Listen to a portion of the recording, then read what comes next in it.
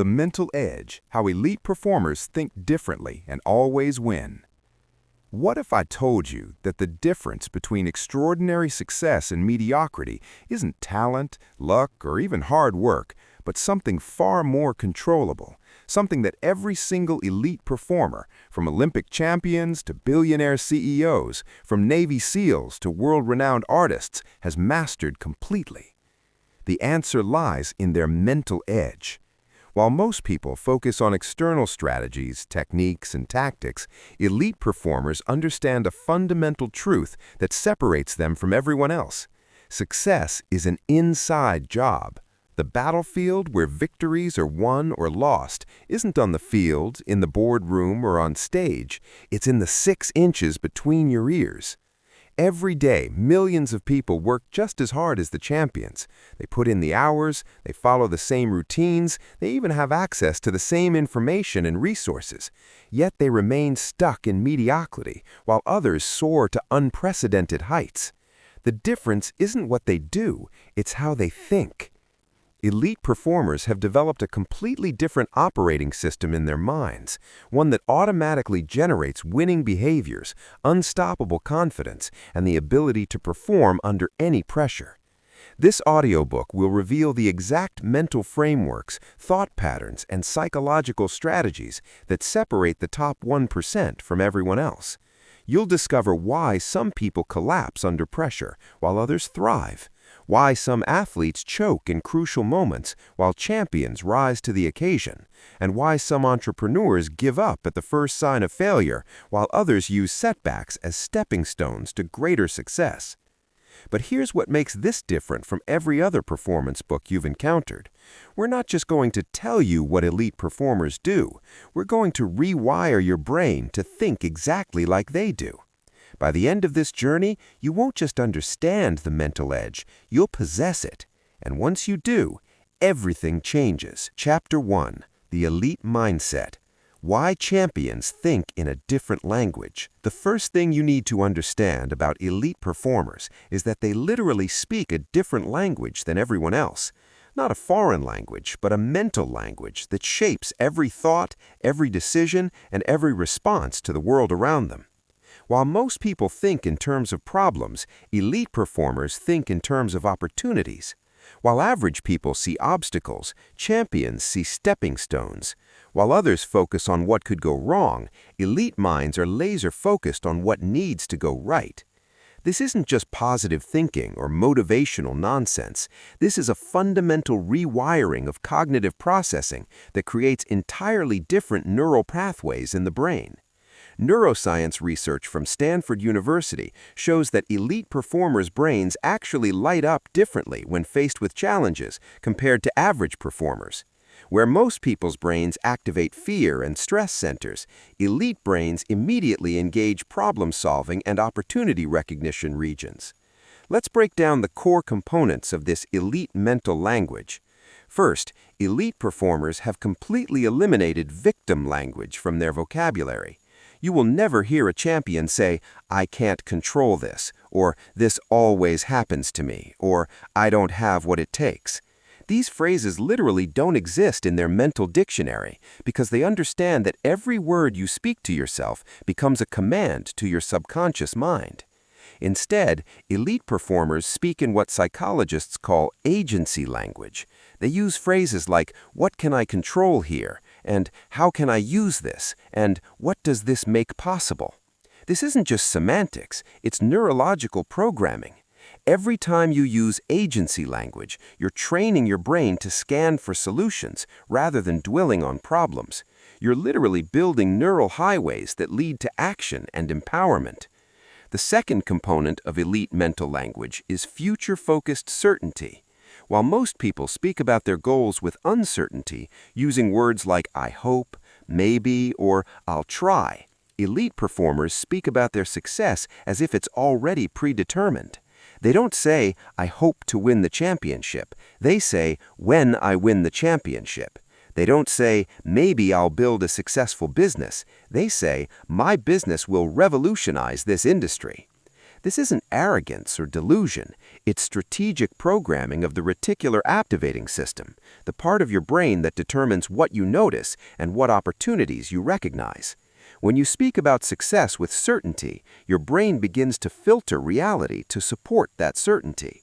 You start noticing resources, connections, and possibilities that were always there, but invisible to an uncertain mind. The third element is present moment ownership. Elite performers take complete responsibility for their current situation, regardless of external circumstances. They don't say, "The referee made a bad call," or "The market conditions are terrible," or "My team let me down." They say, "What do I need to do right now to influence the outcome?" This mental shift from external blame to internal power is perhaps the most crucial difference between champions and everyone else. But here's where it gets really interesting. Elite performers also have a completely different relationship with failure and setbacks. In their mental language, there is no such thing as failure, only feedback. They don't say, "I failed at that business venture." They say, "That business venture taught me exactly what doesn't work, which brings me closer to what does work." This reframing isn't just psychological comfort, it's strategic advantage. While others are paralyzed by the fear of failure, elite performers are accelerated by the certainty that every outcome provides valuable intelligence. The fourth component is process-focused language over outcome-focused language. Amateur performers constantly talk about the end result. "I want to make $1 million," or "I want to win the gold medal." Elite performers focus their language on the process. "I will master my sales system," or "I will perfect my technique daily." They understand that outcomes are byproducts of processes, and processes are what you can actually control. This process focus creates what psychologists call present moment mastery. Instead of being anxious about future results, elite performers become absorbed in optimizing current actions. This absorption creates flow states, those peak performance zones where time seems to slow down and everything becomes effortless. You can't access flow states while thinking about outcomes, only while immersed in process. The fifth element of elite mental language is growth-oriented interpretation. When faced with criticism or negative feedback, most people hear attack and judgment. Elite performers hear intelligence and opportunity. They don't say, "He's trying to tear me down." They say, "This feedback contains information I can use to improve." This mental translation turns every interaction into a potential advantage.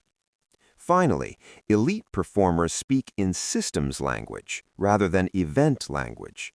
They don't say, "I had a good day," or "I had a bad day." They say, "My systems produced these results." This systematic thinking prevents emotional reactivity and maintains focus on the variables that actually drive performance. When you think in systems, temporary setbacks become data points rather than emotional events. The transformation begins the moment you start monitoring your internal language. Listen to the words you use when talking to yourself about challenges, goals, and setbacks. Are you speaking the language of victims or the language of champions? Are you programming your brain for limitation or for possibility? The choice is yours, but the choice determines everything. Chapter 2. The Pressure Paradox. How elite performers turn stress into rocket fuel. One of the most fascinating discoveries in performance psychology is that elite performers don't experience less pressure than everyone else. They experience more pressure and transform it into their greatest advantage. While average performers are crushed by pressure, champions are launched by it. This isn't because they're naturally more resilient or genetically gifted with better stress tolerance. It's because they've learned to fundamentally redefine what pressure means and how to use it as fuel for extraordinary performance. The first thing elite performers understand is that pressure is not the enemy of performance. It's the catalyst for peak performance. The human nervous system is designed to operate at its highest level under stress. Your heart pumps more efficiently. Your brain processes information faster. Your muscles generate more power, and your focus becomes laser sharp. The problem isn't the presence of pressure, it's the interpretation of pressure.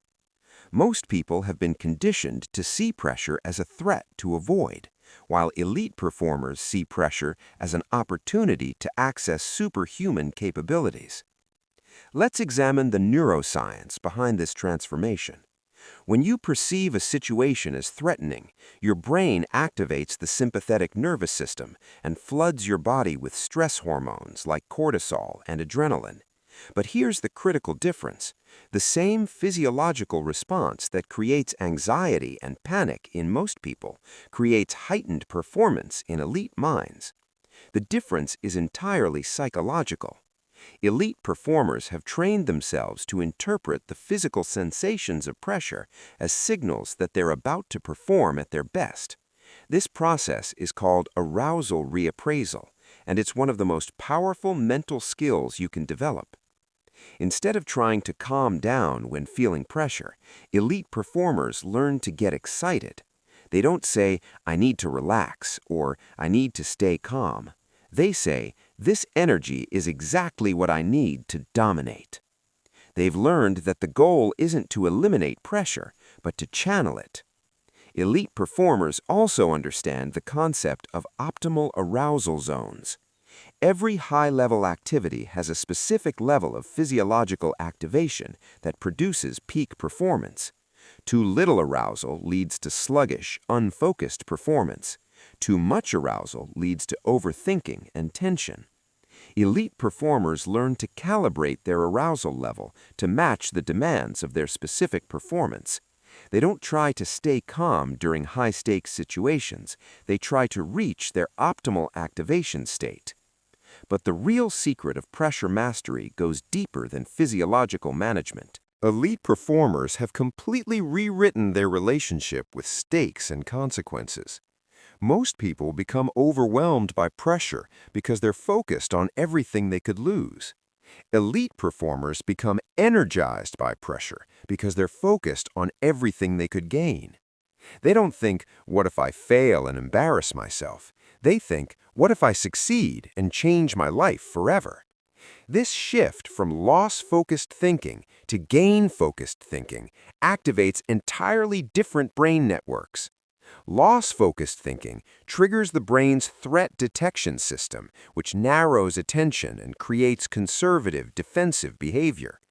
Gain-focused thinking activates the brain's reward system, which expands possibilities and creates aggressive, opportunistic behavior. Same pressure, opposite response, completely different results. Elite performers also use a technique called pressure inoculation. Instead of avoiding high-pressure situations, they actively seek them out and use them as training opportunities. They understand that the only way to become comfortable with pressure is to repeatedly expose yourself to it under controlled conditions. Navy SEALs don't become calm under fire by avoiding stressful situations. They become calm under fire by training in conditions that are more stressful than actual combat. This principle applies to every field. Elite athletes practice their skills while fatigued, distracted, and under time pressure. Top salespeople role-play the most difficult conversations with demanding clients. Master performers in every domain understand that training under pressure inoculates you against pressure in real performance situations. Another crucial element of pressure mastery is what psychologists call present moment anchoring. Under pressure, most people's minds race to future catastrophes or past failures. Elite performers have developed the ability to lock their attention completely into the present moment. They don't think about the consequences of their performance while they're performing. They think only about the specific action required right now. This present moment focus isn't just mental discipline, it's strategic advantage. Peak performance requires complete absorption in process rather than outcome. The moment your mind starts calculating consequences, your performance degrades. Elite performers train their minds to become fascinated by process details under pressure. The higher the stakes, the more focused they become on the smallest elements of technique and execution. Elite performers also use pressure as a clarity filter. While most people become confused and scattered under pressure, champions use pressure to eliminate distractions and identify what truly matters. They ask themselves, if I only had one shot at this, what would I focus on? Pressure forces them to cut through noise and concentrate on the essential elements that drive success. Finally, elite performers understand that pressure is temporary, but the growth from handling pressure is permanent. Every time you successfully navigate a high-pressure situation, you expand your confidence and capabilities. You prove to yourself that you can handle more than you previously thought possible. This accumulated evidence of pressure mastery creates an unstoppable mindset, where you begin to seek out challenging situations rather than avoid them. The transformation happens when you stop running from pressure and start running toward it. When you begin to interpret physical tension as preparation for greatness rather than signs of impending failure. When you realize that the situations that make you most nervous are the situations that offer the greatest opportunity for growth and breakthrough performance. Chapter 3: The Failure Factory: How Champions Use Setbacks to Build Unstoppable Momentum. If you want to understand the difference between elite performers and everyone else, don't look at how they handle success, look at how they handle failure.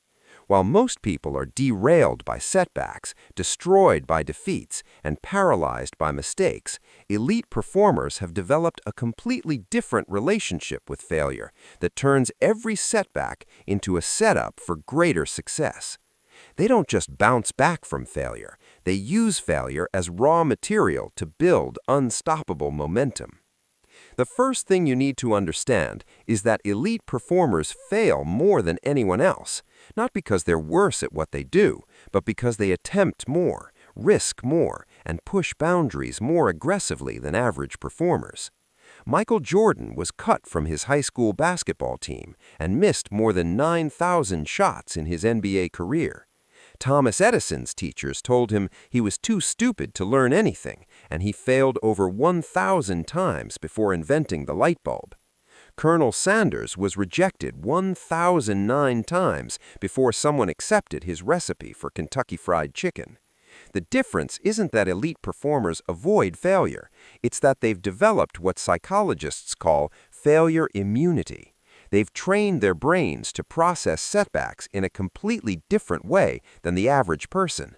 Where most people see failure as evidence of their limitations, elite performers see failure as intelligence about what doesn't work.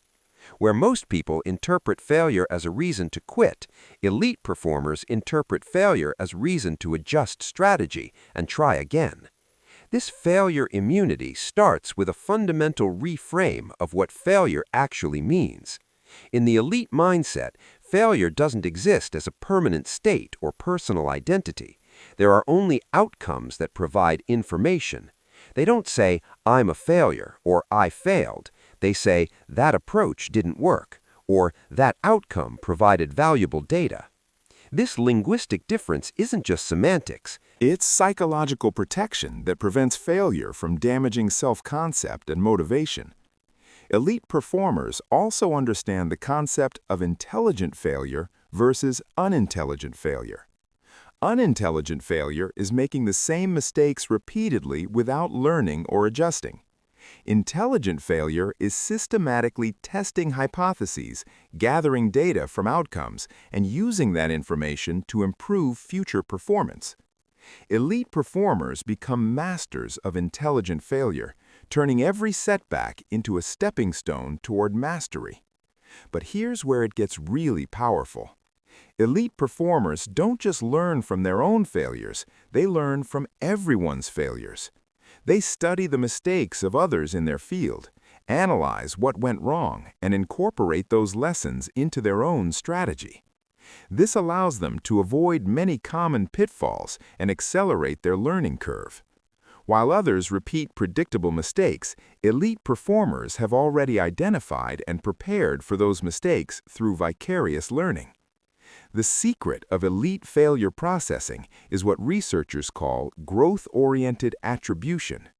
When something goes wrong, most people engage in what psychologists call person-focused attribution, meaning they blame their failure on fixed characteristics like talent, intelligence, or natural ability. They think, "I'm just not good enough," or "I don't have what it takes." This type of attribution is devastating because it suggests that failure is permanent and unchangeable. Elite performers engage in process-focused attribution, meaning they attribute failure to adjustable variables like effort, strategy, preparation, or technique. They think, "I need to train harder," or "I need to adjust my approach," or "I need better preparation." This type of attribution is empowering because it suggests that failure is temporary and controllable. Another critical component of elite failure mastery is emotional regulation during setbacks. Most people become emotionally reactive when faced with failure. They get angry, frustrated, disappointed, or depressed. These emotional states cloud judgment and prevent effective problem solving. Elite performers have developed the ability to maintain emotional equilibrium during setbacks, allowing them to think clearly and respond strategically. This emotional regulation isn't about suppressing feelings or pretending that failure doesn't hurt. It's about processing emotions quickly and efficiently without letting them hijack decision-making. Elite performers acknowledge the disappointment of failure, feel it fully for a brief period, and then shift immediately into analytical mode to extract useful intelligence from the experience. Elite performers also use what's called failure forecasting to build psychological resilience before setbacks occur. They mentally rehearse potential failures and plan their responses in advance. This preparation prevents them from being caught off guard by setbacks and allows them to respond immediately with pre-planned strategies rather than emotional reactions. They know that failure is inevitable in any worthwhile pursuit, so they prepare for it strategically rather than hoping to avoid it. One of the most powerful failure processing techniques used by elite performers is called contrast enhancement. Instead of dwelling on what went wrong, they use failure experiences to clarify what needs to go right. They ask questions like, "What would the opposite of this failure look like?" and "What specific behaviors would prevent this outcome in the future?" This process transforms failure from a source of discouragement into a source of clarity and direction. Elite performers also understand the concept of failure momentum. While most people allow single failures to create negative spiral effects, where one setback leads to another, elite performers use failures to create positive momentum. They see each failure as proof that they're pushing boundaries and attempting something worthwhile. Each failure becomes evidence of courage and ambition rather than evidence of inadequacy. The ultimate level of failure mastery is what elite performers call failure celebration. They actually celebrate failures that provide valuable learning or push them outside their comfort zones. They understand that the fastest path to mastery requires making mistakes quickly, learning rapidly, and iterating constantly.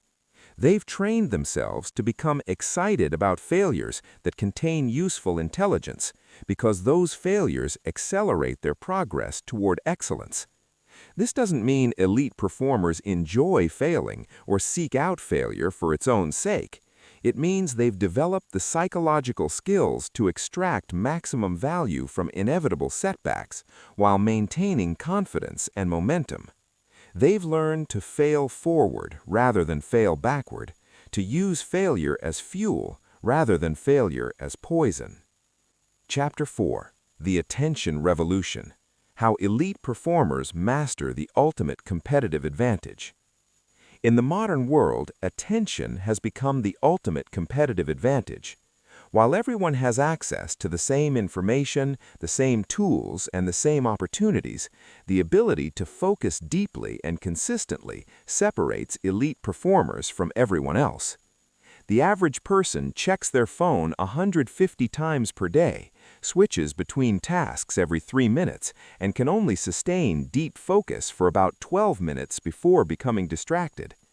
Elite performers have developed the ability to maintain laser-like focus for hours at a time, giving them an exponential advantage in skill development, decision-making, and execution. The first thing elite performers understand is that attention is not just a mental skill, it's the foundation of all other skills. Everything you want to achieve requires sustained focus. Mastery requires focused practice. Innovation requires focused thinking. Excellence requires focused execution. Without the ability to direct and maintain attention, all other strategies and techniques become irrelevant. This is why attention training is the first priority of every elite performer, regardless of their field. But here's what most people don't understand about attention. It's not a fixed resource that you either have or don't have. Attention is like a muscle that can be trained, strengthened, and developed through deliberate practice. Neuroscience research shows that focused attention training actually changes brain structure.